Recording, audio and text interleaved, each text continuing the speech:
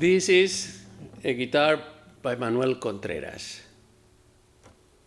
1974, if I remember correctly. Yes, 1974. We were at the Hotel Opera in Madrid.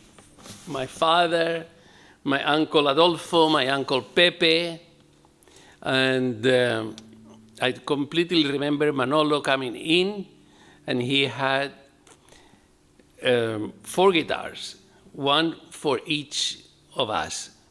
And my father always was the last one to choose. And he always got the best one.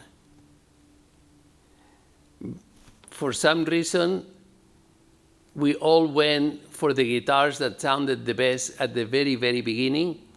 And usually, after a week or two, the one that was the quietest and the sleepiest at birth sounded better. Anyway, that was the case with this one. And late in my father's life, this is one of the guitars that he would call me and say, "Pepe, will you trade me an espresso for a Contreras? Will you trade me an espresso for a Hauser?" And he would come over to see me. I would make him an espresso or a cappuccino, and then we would play and have fun, and then he would present me with a guitar. And this is one that he knew I really loved, this instrument. It's dedicated in the label to my father, and it's like I was there at this moment. Contreras wanted a pen to dedicate the guitar. Once he knew who was keeping what, he dedicated this to my father.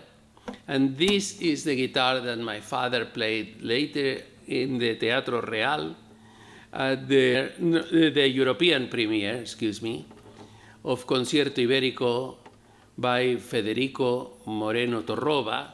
And that evening, we spent, my father, my mother, and I, we spent having dinner. The concert was in the afternoon, a matinee, and we went to Regino Sáenz de la Masa's house, and we took this guitar. And I played until all hours on this. Regino played on this guitar. My father played on this guitar after having done the premiere. And then we played in some of Regino's guitars, mainly his Santos Hernandez.